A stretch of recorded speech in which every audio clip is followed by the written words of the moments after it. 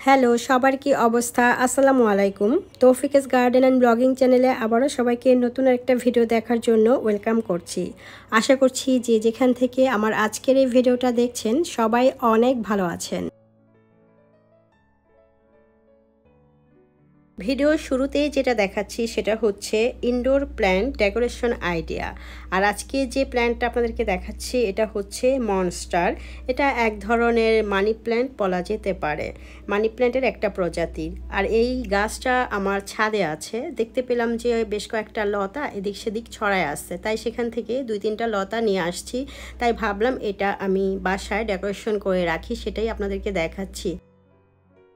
নিশ্চয়ই দেখতে পেয়েছেন মনস্টারের প্রতিটা পাতার গোড়ায় রয়েছে শিকড়, যেমনটা আমরা মানি প্ল্যান্টের মধ্যে দেখতে পাই। তো শিকড় রেখে পাতার একটু ডাল আমি কেটে নিয়েছি, আর এভাবে কিন্তু মানি প্ল্যান্টও কেটে ডেকোরেশন করে থাকি। মানি প্ল্যান্ট কিভাবে আমি ডেকোরেশন করি এর ভিডিও কিন্তু আমার চ্যানেলে দেওয়া আছে।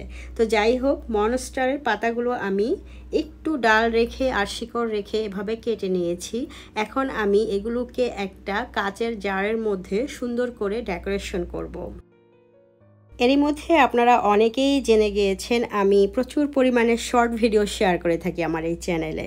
তো আমি কিভাবে এই মনস্টার ডেকোরেশন করেছি এটা যদি দেখতে চান তাহলে আমার এই চ্যানেলটা প্লিজ আপনারা সাবস্ক্রাইব করে রাখবেন যারা নতুন বন্ধুরা আছেন। আর এই যে এরই মধ্যে আমি কিন্তু এটা ডেকোরেশন করে নিয়েছি, খুবই সুন্দর লাগছে। এটা ঘরের যে কোনো জায়গায় রাখলে দারুণ লাগবে, দারুণ দেখাবে। এটা বেসিনের সাইডে রাখলেও কিন্তু অন্যরকম একটা প্রশান্তি দেবে। আর ওই যে মানি প্ল্যান্ট ঠিক সেমভাবেই কিন্তু আমি ডেকোরেশন করে নিয়েছি।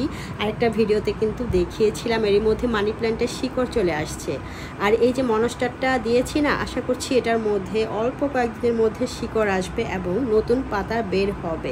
পরবর্তীতে ইনশাল্লাহ আপনাদের সাথে আপডেট ভিডিও নিয়ে আসবো এই মনস্টারের। বৃহস্পতিবার ছিল, তাই ভাবলাম রাতের বেলা একটু ভালো মন্দ রান্না করি। কি রানবো ভাবতে ভাবতে পরে মনে হলো পায়া আছে ফ্রিজে, পায়াগুলো ভিজিয়ে নেই।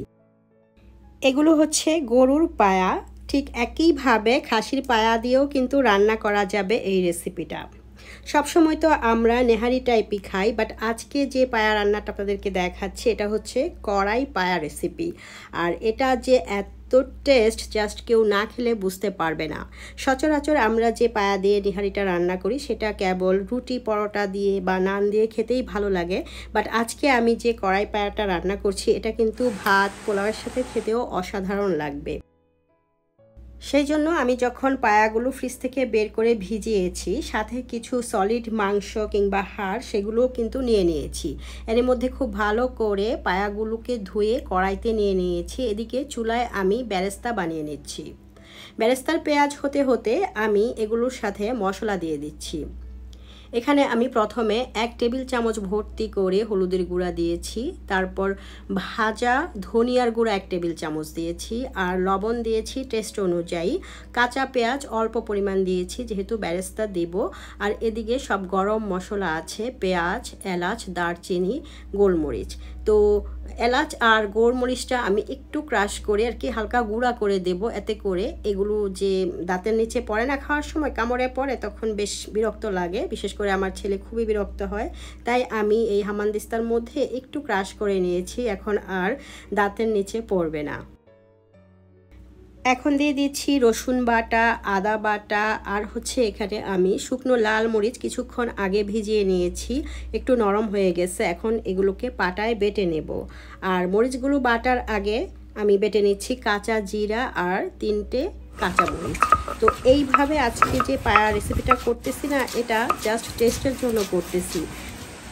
পরিবারের সদস্যদের কাছ থেকে একটু প্রশংসা পাওয়ার জন্য আমরা মেয়েরা কত কিছুই না করি, নিজের কষ্টের দিকে তাকাই না, চিন্তা করি ভালোবাসার মানুষরা খেয়ে যদি একটু একটু খুশি হয়, প্রশংসা করে, তাতেই কিন্তু খুশি।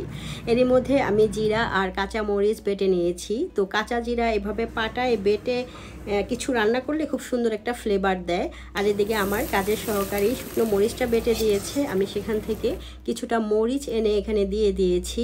ওইদিকে পেঁয়াজ বেরেস্তা হতে দিয়েছি না, সেটাও আমি তেল সহ ঢেলে দিয়েছি। আর এটা হচ্ছে একটা শাহি গরম মশলা, একটা পেজ থেকে এনেছিলাম, হালাল ফুড নামে একটা পেজ, আপনাদের সাথে শেয়ার করেছিলাম ওই ভিডিওটা। তো সেখান থেকে আমি 1 টেবিল চামচের মতো দিয়ে দিয়েছি। এখানে মাংস আর পায়া মিলে 5 থেকে 6 কেজি কিংবা তারও বেশি হতে পারে। তো সেই পরিমাণ অনুযায়ী এখানে কিন্তু আমি মশলা দিয়েছি। একদম সঠিক মাপটা যে আপনাদেরকে বলেছি তা কিন্তু নয়। আমরা যারা মেয়েরা সবসময় রান্না বান্না করি তারা কিন্তু যে পরিমাণ রান্না করি সে অনুযায়ী মশলা টশলা ব্যবহার করে থাকি। এর জন্য সঠিক পরিমাপের কোনো প্রয়োজন হয় না। আসলে সব কিছুই রেগুলার করতে করতে একটা অভ্যাস হয়ে যায়। তো দেখেছেন আমি একটা হ্যান্ড গ্লাভস পরে এই মাংসগুলো মেখে নিয়েছি। প্রতিটা মাংসের কোনায় কোনায় মশলা কিন্তু ঢুকেছে। খুব সুন্দরভাবে ম্যারিনেট করে জাস্ট আধা ঘন্টা কিংবা 45 মিনিট আমি ঢেকে রেখে দিচ্ছি। আধা ঘন্টা পর এসে আমি একদম কড়াইটাকে সরাসরি জ্বলন্ত চুলায় দিয়ে দিয়েছি। তারপর আরও কিছুক্ষণ পর এসে একবার নেড়ে গিয়েছি। তখন এসে দেখতে পেলাম যে কড়াইতে যে ঢাকনাটা দিয়েছিলাম সেটা সরে গিয়েছে। শুরুতেই কিন্তু ঢাকনাটা লাগছিল না, আর এই কড়াইয়ের মাপে কোনো ঢাকনাও নেই। তো অনেকক্ষণ ধরে চিন্তা করছি যে কি দিয়ে ঢাকা যায়। তারপরে হঠাৎ মনে হলো একটা গামলা আছে, তো গামলাটা এনে যখন ঢাকলাম তখন মনে হলো যে এটা লেগেছে। আমাদের মেয়েদেরকে যে কত কিছু চিন্তা করতে হয় কিভাবে কোনটা করলে ভালো হবে। তো যাই হোক, আমি অবশেষে ঢাকতে পেরেছি। আর ভালোভাবে না ঢাকলে কিন্তু এগুলো সিদ্ধ হবে না। তো প্রায় 1 ঘন্টা পর এসে এখন দেখছি আর কি কেমন সিদ্ধ হয়েছে, আরও সিদ্ধ হবে। তো সেজন্য আবারও ঢেকে দিয়ে চলে গিয়েছি, মাঝে মাঝে এসে নেড়ে দিয়েছি। 2 ঘন্টার বেশি সময় লেগেছে আমার এই পায়া সিদ্ধ হতে। আপনারা সবাই জানেন যে পায়াগুলো একটা হাঁড়িতে দিয়ে বেশ কিছু পানি দিয়ে ঘন্টার পর ঘন্টা সিদ্ধ করতে হয়, কিংবা প্রেসার কুকারে দিয়ে সিদ্ধ করতে হয়।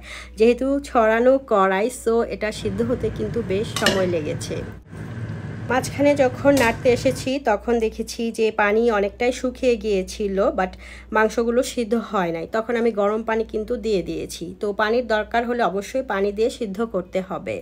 তো পাশের চুলায় আমি দিয়ে দিয়েছি মাংসের কড়াইটা, আর এদিকের কড়াইতে আমি আরেকটা কড়াই দিয়েছি, সেখানে আমি কিছু তেল দিয়েছি। আর যেহেতু পায়া থেকে কিন্তু বেশ তেল ওঠে, তাই তেলটা একটু বুঝে শুনে দিতে হবে। তেল গরম হয়ে যাওয়ার পর আমি এখানে আস্ত জিরার ফোড়ন দিয়েছি। দেন আমি এখানে 1 টেবিল চামচ আদা কুচি দিয়েছি। গরম তেলের মধ্যে আদা কুচি ভেজে নিলে দারুণ একটা স্মেল বের হয়, এতে করে খাবারের টেস্টটা অনেক গুণ বেড়ে যায়। তারপর দিয়েছি হচ্ছে রসুনের কোয়া আর একটু পেঁয়াজ কুচি। এবার ওগুলো ভাজা হতে হতে এদিকে আমি আরেকটা স্পেশাল মশলা করে নিচ্ছি, আর সেটা হচ্ছে কয়েক রকমের বাদাম, টমেটো আর হচ্ছে টক দই। সব কিছু আমি সুন্দর করে ব্লেন্ড করে ফেলেছি। দেখতে পাচ্ছেন কত সুন্দর একটা কালার হয়েছে। এভাবে বাদাম একটা ক্রিমের মতো পেস্ট করে পায়া বাগার দিলে পরে অসাধারণ একটা টেস্ট আসবে। সচরাচর আমরা যে পায়া কিংবা রেসিপি খেয়ে থাকি, আমার আজকের এই কড়াই পায়া কিন্তু তার চেয়ে বহু গুণে স্বাদের। কেননা আমি এই কড়াই পায়াতে একটু ভিন্ন স্বাদ নিয়ে আসছি। যদিও পুরো রান্নাটায় একদম ঘরোয়া মশলাই হয়েছে, তারপরও ওই যে শেষে আমি বাদাম পেস্ট করে বাগার দিচ্ছি, এটার কারণেই এই পায়ার টেস্ট বহু গুণে বেড়ে যাবে। বাগারে এই বাদাম পেস্টটা দেওয়ার ফলে এর লুকটাই কিন্তু চেঞ্জ হয়ে গিয়েছে। এত সুন্দর একটা লুক এসছে যে প্রথমবার যদি কেউ দেখে তারই মনে হবে যে এটা একটু খেয়ে যায়। আর যদি কাউকে খাওয়ান, সে কিন্তু বারবার আপনার কাছে রিকোয়েস্ট করবে যে এভাবে বানিয়ে খাওয়াতে। এরই মধ্যে দেখেছেন বাদামের পেস্টটাকে দেওয়ার পর খুব ভালো করে কষিয়ে নিয়েছি, এবং বাদামের পেস্টের পরিমাণ অনুযায়ী অল্প কিছু লবণ অ্যাড করেছি। ভালো করে যখন কষানো হয়ে গিয়েছে তখন আমি এখানে গরম পানি দিয়ে ঢেকে রেখেছিলাম।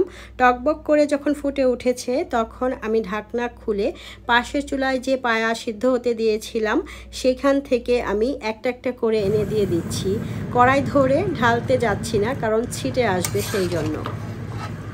সবগুলো পায়া এবং মাংস এখানে দিয়ে দিয়েছি। এরপর একটু জর্দার রং পানিতে গুলিয়ে এখানে আমি মিক্স করে দিয়েছি, ভালো করে নেড়ে চেড়ে দিয়েছি। এরই মধ্যে সুন্দর একটা কালারও চলে আসছে। এবার এখানে 5-6টা আস্ত কাঁচামরিচ দিয়ে দিচ্ছি ফ্লেভারের জন্য। ভাজা জিরার গুঁড়া দিয়ে ঢাকনা দিয়ে ঢেকে রাখবো 10 মিনিটের জন্য। 5 মিনিট হাই হিটে রেখেছিলাম, 5 মিনিট চুলাটাকে একটু কমিয়ে রেখেছি। এবার ঢাকনা তুলে দেখতে পেলাম অসাধারণ লুক, স্বাদে গন্ধে এবং রঙে অতুলনীয় বলতে পারেন। এবার একটু ধনিয়া পাতা উপর থেকে দিয়ে দিয়েছি, এতে করে নাইস একটা ফ্লেভার বের হবে। তো দেখতেই পাচ্ছেন এত লোভনীয় লাগছে, যে কেউ এই রান্নাটা প্রথমবার দেখলেই কিন্তু খেতে মন চাইবে। কড়াইতে বাদাম পায়া রেসিপিটি খাওয়ার জন্য আমি 3টি টেকনিকে লাচ্ছা পরাটা বানিয়েছি। এর মধ্যে একটি টেকনিক আমি লং ভিডিওতে শেয়ার করব, বাকি 2টা আমি শর্ট ভিডিওতে দেখাবো। আজকে যেসব বন্ধুরা নতুন আমার এই ভিডিও দেখছেন, যদি আমার শর্ট ভিডিওগুলো দেখতে চান তাহলে চ্যানেলটি সাবস্ক্রাইব করে পাশে থাকবেন। আজকে যেসব বন্ধুরা এখনও ভিডিওটি দেখছেন বাট লাইক দিতে ভুলে গিয়েছেন, প্লিজ একটি লাইক দিয়ে দেবেন। আর আজকেই যেসব বন্ধুরা আমার চ্যানেলে প্রথম, যদি আমার ভিডিও এবং রেসিপি ভালো লাগে তাহলে সাবস্ক্রাইব করে পাশে থাকতে পারেন। অলরেডি যারা সাবস্ক্রাইব করে দিয়েছেন তাদেরকে অসংখ্য ধন্যবাদ।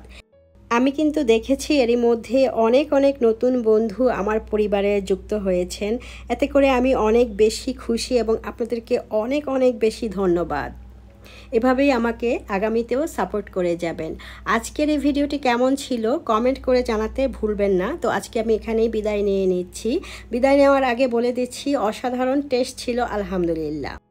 আপনারা সবাই ভালো থাকবেন, সুস্থ থাকবেন। আল্লাহ হাফেজ, আসসালামু আলাইকুম।